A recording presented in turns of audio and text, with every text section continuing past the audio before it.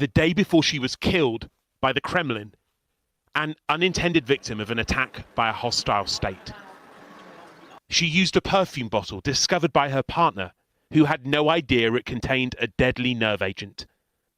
4 months earlier, Russian spies had tried to kill Sergei Skripal, a double agent in Salisbury.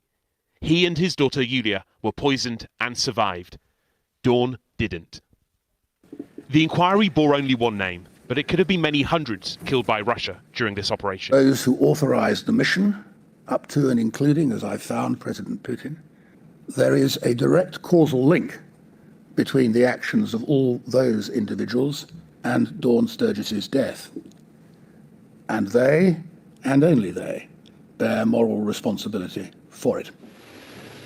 At the moment that blame for a nerve agent assassination fell on Vladimir Putin, he was stepping onto a red carpet in India.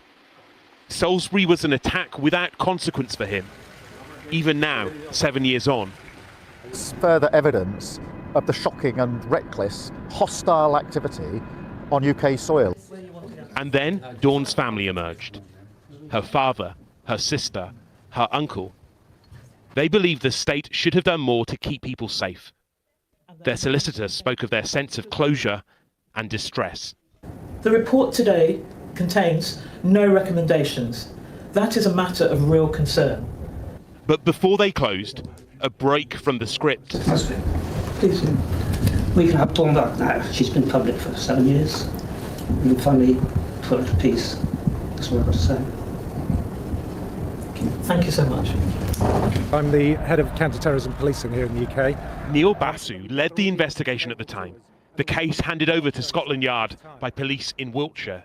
When an enterprising young detective in their main office had done some simple Google searching on who Sergei Skripal might be, and they'd realised at that point the spy swap story comes up. The inquiry criticised the way Sergei Skripal was protected while living openly under his own name. There was mockery from Moscow at the time, Putin calling Skripal a scumbag. The alleged agents offered implausible explanations for their presence in Salisbury. It is famous for its clock, the one of the first ever created in the world. Well, I thought it was ludicrous. You know, the 123-metre spire that our friends had said we must visit. Both suspects are approximately 40 years old. Basu reveals for the first time how investigators considered those interviews to be Russia's panicked response to his unmasking of their suspects. I remember looking at my deputy and thinking, he didn't know. And by he, I mean Putin. He didn't know that we knew who'd done it. This is as close to a trial as there's ever likely to be, but it offers no verdict and no accountability.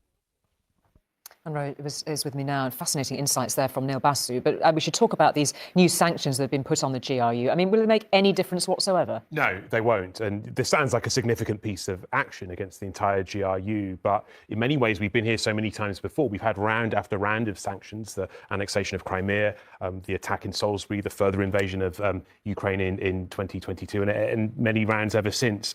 There have been changes since the Salisbury attack, new money for counter-terrorism, new laws as well in the National Security Act. But what's also changed is the Kremlin's obsession with the UK, an obsession that's almost flattering to the scale and the power of the United Kingdom. And that continues. But of course, so much of this inquiry has been held behind closed doors that there may be answers to some of those questions that we simply don't know.